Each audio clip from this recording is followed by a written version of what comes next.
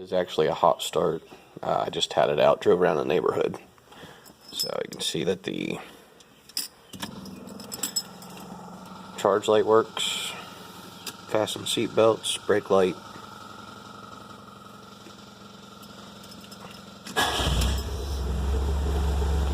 Fired right up. Fuel gauge. Take the e-brake off. Light out. 4 ways. The radio does work, however, there's an issue with the speakers on the back, but that is the original radio and it does work. Tachometer works.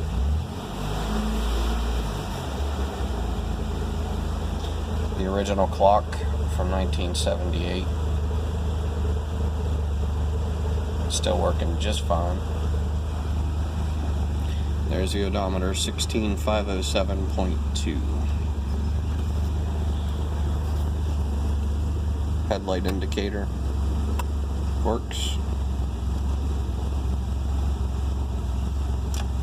High beam indicator works.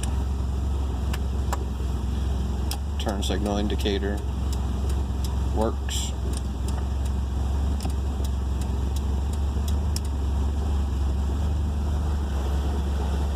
And of course the horn works, but I won't blow it because I'm in the garage.